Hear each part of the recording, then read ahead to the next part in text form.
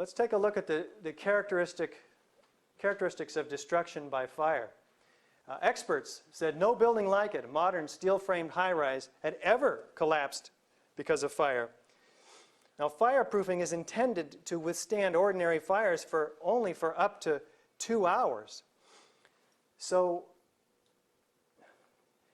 what happened in these high-rises, and in fact, every high-rise that has ever had a large fire in it, in this case, Caracas, Venezuela, 56 stories, burned 17 hours for 26 floors.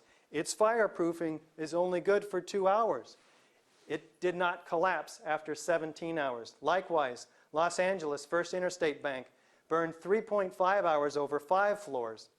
Philadelphia, 91, Meridian Plaza, 38 stories, burned for 18 hours over 8 floors. No collapse. These buildings are all being utilized today. So high-rise buildings do not collapse due to fire, even after their fireproofing has performed its usefulness after a couple of hours. Yet, we're told that a couple of small fires, and some say many more fires on the other side of this building, which we don't actually have visual evidence of, brought down this building very quickly, symmetrically, in 6.5 seconds.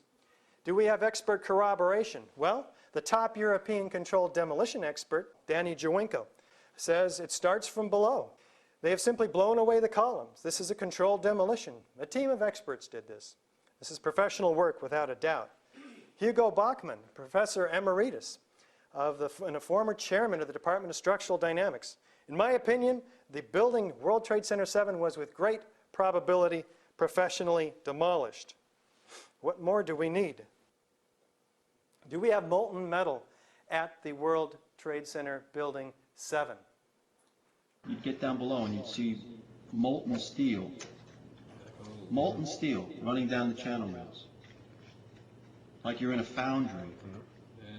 Like lava. Volcano.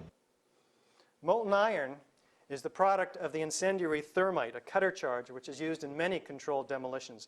There's no other conceivable source of molten metal found at the base of World Trade Center 7. Hydrocarbon fires burn 1,700 degrees maximum.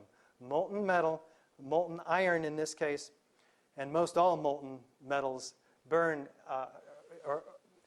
they need 2,700 degrees to create them. We're missing 1,000 degrees of energy, of temperature.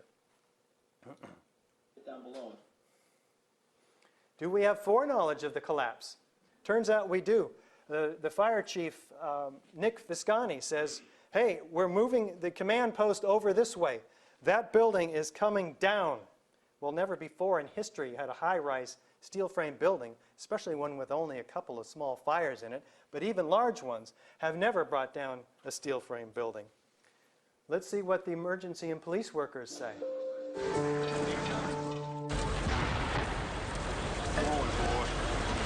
Keep your eye on that building, it's coming down. The building is about to blow up. Moving back. All right, guys? Sorry. We are looking back. There's a building about to blow up. Well, here we're not even saying there's a fire, that building's coming down. We're saying, hey, it's going to blow up. But so never before in history, again, has a fire brought down, and now we're being told it's going to blow up. Well, fires don't blow up buildings either. Turns out the BBC announced the collapse 20 minutes before it happened.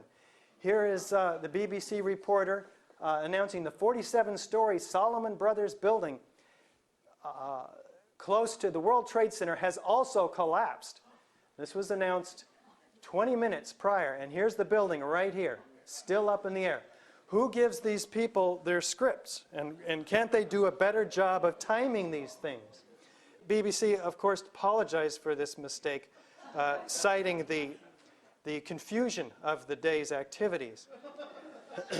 Indira Singh, emergency worker. By noon or 1 o'clock, they told us we had to move from the triage site up to Pace University, a little further away, because Building 7 was going to come down or being brought down. Seems like there was a lot of awareness that it's not just collapsing by fire. Well, who was in Building 7 as a tenant?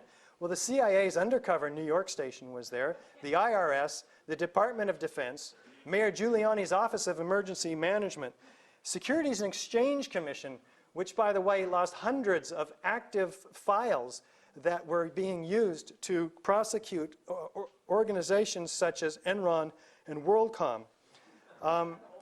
So this is a highly secure building. Could Al-Qaeda have gotten access to it to set these explosives?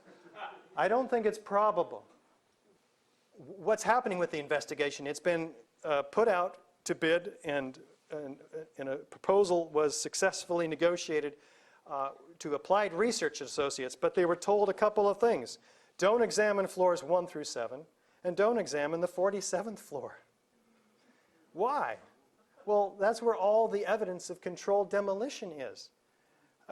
That's where all the explosions were. That's where all the eyewitnesses saw the clap of thunder, etc. The penthouse falling first, a telltale sign of controlled demolition.